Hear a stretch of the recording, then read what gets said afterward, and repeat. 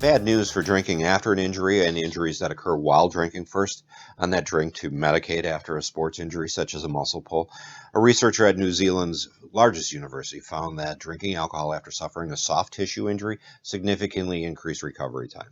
In one of his 2012 studies, participants carried out intense exercise, pulled a muscle, then drank alcohol, about 7 drinks. On another occasion, the same damage was done, but they drank orange juice instead. The strength of that muscle was tested over the next 3 days for any loss in force, and it was clear that drinking alcohol slowed recovery compared to the OJ.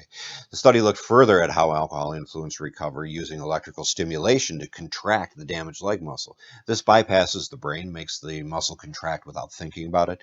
The force the participants exerted voluntarily was reduced, while the force generated by the electrical stimulation unchanged. While under the influence, you think you're pushing as hard as you can, but in fact you're not.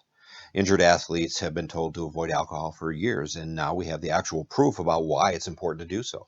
Now on to injuries caused while drinking. Loyola University in Chicago researchers report that binge drinking alcohol significantly reduces level of key components in the immune system involved in healing. People who are injured while binge drinking are slower to heal.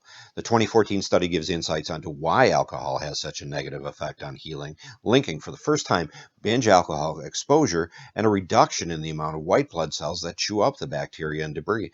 This defect, in part, makes the wound more likely to be infected by bacteria, staph infections, surgical site infections.